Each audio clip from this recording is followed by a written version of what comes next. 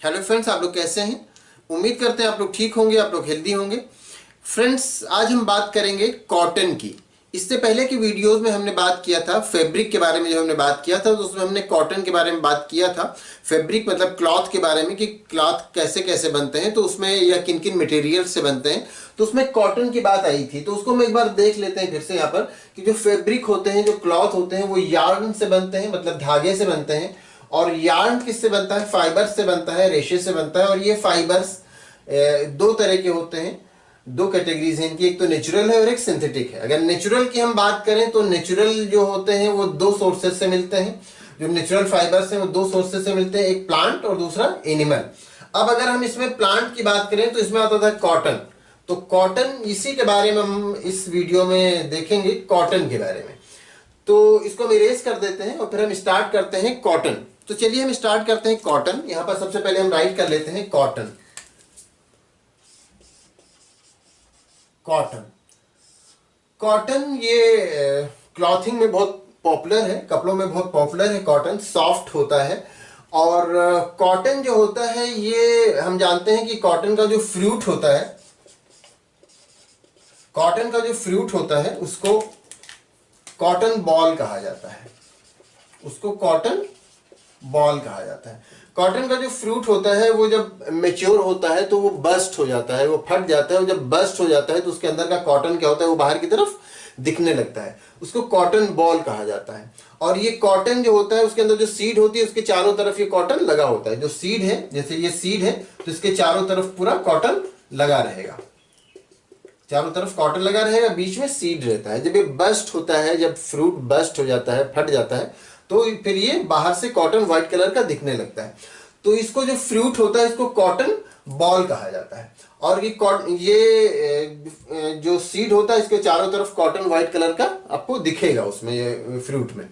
और ये जो कॉटन होता है, अगर इसकी हम क्रॉप देखें तो ये जो वार्म सीजन क्रॉप है,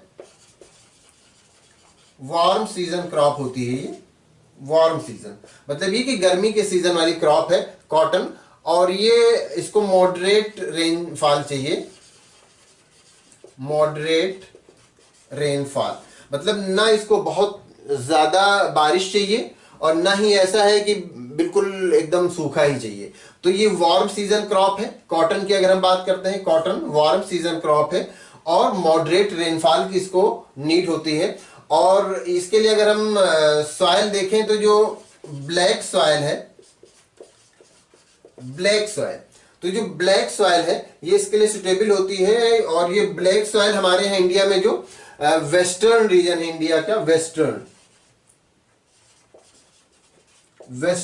रीजन जो इंडिया का है, वेस्टर्न इंडिया में अपन राइट कर देते हैं, वेस्टर्न इंडिया, वहां पर जो ब्लैक सॉइल पाया जाता है तो वहां पर इसको ग्रो कराया जाता है। और अगर इसको हम नॉर्दर्न एरिया में देखें तो यहां पर जो अलुवियल सॉइल होता है, जो अलुवियल सॉइल होता है वो नॉर्दर्न इंडिया, ये भी इसके लिए सुटेबल होता है। तो ये दोनों तरह के सॉइल जो होते हैं वो सुटेबल होते हैं कॉटन के लिए। अब अगर हम इसका ग्रोइंग सीजन देखें तो जब इसको ग्रो कराया जाता है तो मई टू सितंबर, तो मई से स्टार्ट किया जाता है और सितंबर तक के इसको ग्रो कराया जाता है। मई से लेकर के सितंबर तक। और इसकी जो हार्वेस्टिंग की जाती है वो हार्वेस्टिंग इसकी स्टार्ट हो जाती है अक्टूबर से। अक्टूबर से इसकी हार्वेस्टिंग स्टार्ट हो जाती है, अक्टूबर से फिर इसकी कटाई शुरू हो जाती है। तो ये तो बातें हुई कॉटन के क्रॉप के बारे में। अब कॉटन के क्रॉप से जो ये फ्रूट होता है, ये जिसको हम लोग ये कॉटन बॉल कहते हैं, तो इससे कैसे फिर क्लॉथ बनाया जाता है, तो वो एक अलग प्रोसेस है। तो इसे हम देखते हैं। सबसे पहले इस प्रोसेस में जो होते हैं वो 3 स्टेज आती हैं, जिसमें सबसे पहली स्टेज जो होती है उसको क्या कहते हैं? जिनिंग कहते हैं। जो पहली स्टेज आती है उसको जिनिंग कहते हैं। फिर उसके बाद जो दूसरी स्टेज आती है उसको स्पिनिंग कहते हैं। स्पिनिंग दूसरी स्टेज जो आती है वो स्पिनिंग होती है। और थर्ड स्टेज जो आती है जहां पर कपड़े बनाए जाते हैं उसको क्या कहते हैं? वेविंग कहते हैं। वेविंग, जिसको बुनाई भी कहा जाता है, तो वेविंग कहते हैं। अब ये जिनिंग क्या हुआ? जिनिंग में ये होता है कि इसके अंदर जो ये सीड होता है उस सीड को और कॉटन को दोनों को सेपरेट कर लिया जाता है, उसको अलग कर लिया जाता है। मान लीजिए ये सीड्स हैं और ये कॉटन उस पर से लगा हुआ है, कॉटन बॉल है, ये पूरा कॉटन लगा हुआ है, तो उसमें सीड को अलग कर लिया जाएगा। इस सीड को हम अलग कलर से कर दें तो ये सीड जो बीच में होगी इसको अलग कर लिया जाएगा और कॉटन को अलग कर लिया जाएगा, और फिर इस कॉटन की कॉम्बिंग की जाती है ताकि इसके रेशे रेशे एक एक फाइबर्स अलग हो जाए। इस प्रोसेस को क्या कहा जाता है? इस प्रोसेस को कहा जाता है जिनिंग। ये प्रोसेस, ये पहले तो ये सारा कुछ हाथ से ही किया जाता था, लेकिन अब ये मशीन से किया जाता है। तो ये पहला प्रोसेस जो जिनिंग वाला हुआ, जो पहला काम जहां से स्टार्ट हुआ उसको फाइबर बनाने के लिए, तो वो उसका पहला स्टेज वही जिनिंग होता है, जिसमें सीड को और कॉटन को सेपरेट किया जाता है और कॉटन में कॉम्बिंग की जाती है ताकि उसके रेशे अलग हो जाए। अब इतनी बात हुई जिनिंग में कि उसके रेशे अलग हो गए। अब आता है स्पिनिंग, तो उसको स्पिन किया जाता है। स्पिन करने से क्या होता है कि वो जो कॉटन है वो किसमें, यार्न में बदल जाता है। वो किस में बदल जाता है? धागे में बदल जाता है। अब स्पिनिंग हम पहले जानते हैं कि पुराने टाइम में चरखा यूज किया जाता था, जो चलाया जाता था। आप लोगों ने देखा होगा चरखे का, कम से कम फोटो तो देखा ही होगा, जो यूज किया जाता था। उससे क्या किया जाता? उससे यही किया जाता था कि जो कॉटन के बॉल होते थे उनको यूज किया जाता था उनसे धागे बनाने के लिए। तो या तो फिर वो चरखा यूज किया जाता था या फिर तकली यूज किया जाता था। तकली बहुत छोटे पैमाने पे होता था। तकली एक इस तरह का, ये ऐसे होता था, इसमें ये एक पतली सी स्टिक टाइप की लगी हुई होती थी, और ये जो है यहां से इसको पकड़ के घुमाया जाता था। इसको पकड़ के अपने हाथ से ऐसे से घुमाया जाता था, जिस तरह से ये हम पकड़ के घुमाते हैं, और यहां पर बॉल को फंसा दिया जाता था जो कॉटन का बॉल होता था। फिर इसके बाद इसको घुमाया जाता था और फिर धीरे धीरे इससे क्या हो जाता था, ये यार्न बनने लगता था, धागा जैसा बनने लगता था। तो ये तो बहुत छोटे पैमाने पे होता था, लेकिन बड़े पैमाने पे जो होता था वो चरखा यूज किया जाता था। लेकिन अब आजकल ये स्पिनिंग वाला काम भी मशीन से होता है। तो स्पिनिंग में क्या होता है कि वो जो कॉटन हुआ जिसके कॉम्बिंग करके फाइबर्स अलग किए गए, उस कॉटन से क्या किया गया, इसमें यार्न बनाए गए, धागे बनाए गए। तो यहां पर तो ये हुआ कि कॉटन को अलग किया गया, सीड को अलग किया गया। यहां पर ये हुआ कि उस कॉटन से क्या किया, यार्न बना लिए गए, धागे बना लिए गए। अब उन जब धागों को बना लिया गया तब यहां पर वेविंग का काम होता है। वेविंग का काम होने का मतलब ये कि बुनने वाला काम होता है। बुन करके उसका क्लॉथ बनाया जाता है। तो बुन करके क्लॉथ बनाए जाते हैं, तो उसमें दो तरह से धागे यूज किए जाते हैं। एक तो इस तरह से सीधे सीधे खड़ा खड़ा रहेगा ये, और दूसरा क्या होगा, दूसरा इस तरह से रहेगा, इसी में बुना रहेगा ये इस तरह से।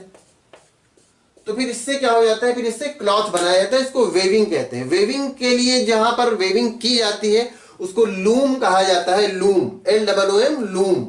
यहां पर हम राइट कर देते हैं लूम, LOOM, लूम कहा जाता है। और ये लूम दो तरह से होते हैं। एक तो ये होता है कि जहां पर हाथ से बुनाई की जाती है उसको हैंड लूम कहा जाता है, और जहां पर ये हाथ से बुनाई नहीं की जाती, जहां पर पावर ऑपरेटेड लूम होता है, तो उसको पावर लूम कहते हैं। जहां हैंड ऑपरेटेड अगर लूम होगा तो हैंड लूम कहा जाएगा उसको। अगर पावर ऑपरेटेड लूम है तो उसको क्या कहा जाएगा, उसको पावर लूम कहा जाएगा। तो लूम में फिर क्या हो जाता है, लूम में वेविंग की जाती है, वहां पर बुनाई की जाती है, और फिर वहां से ये कपड़े तैयार हो जाते हैं। और हम जानते हैं कि जो कॉटन के क्लॉथ होते हैं वो कंफर्टेबल होते हैं, सॉफ्ट होते हैं, और हमारे जो स्वेट होते हैं उसको एब्जॉर्ब करते हैं, ब्रीथ करते हैं। मतलब ये होता है कि उससे जो एयर होती है वो पास हो सकती है। तो इससे होता है कि उससे हमें कंफर्ट फील होता है गर्मी के मौसम में। तो कॉटन कैसे, कॉटन से कॉटन के क्लॉथ बनाए जाते हैं, उसका यही प्रोसेस है। फर्स्ट है जिनिंग, सेकंड है स्पिनिंग, और थर्ड है वेविंग। ये तीनों प्रोसेस यूज होते हैं। इसमें क्या होता है, इसमें कॉटन को अलग कर लिया जाता है उसके फ्रूट से और उसके सीड्स से, और उसमें कॉम्बिंग करके उसको फाइबर्स में बदल लिया जाता है कि उसके फाइबर्स आपस में उलझे न रह जाएं। फिर यहाँ पर स्पिनिंग करके क्या किया जाता है, उससे यार्न बना लिया जाता है। उस यार्न को यहाँ पर यूज किया जाता है वेविंग के लिए, और फिर वेविंग के बाद क्या बन जाता है, वो क्लॉथ बन जाता है। तो यही पूरा प्रोसेस होता है कॉटन का क्लॉथ बनाने में। मेन उसके यही ये जो थ्री स्टेजेस हैं, जिनिंग और स्पिनिंग और वेविंग, ये थ्री मेन उसके स्टेजेस हैं। तो उम्मीद करते हैं आप ये बात अच्छी तरह समझ गए होंगे। अगर इसमें कहीं किसी तरह का कोई कंफ्यूजन है या कोई क्वेश्चन है या इससे रिलेटेड या कोई और भी क्वेश्चन है तो आप उसको पूछ सकते हैं। Thank you.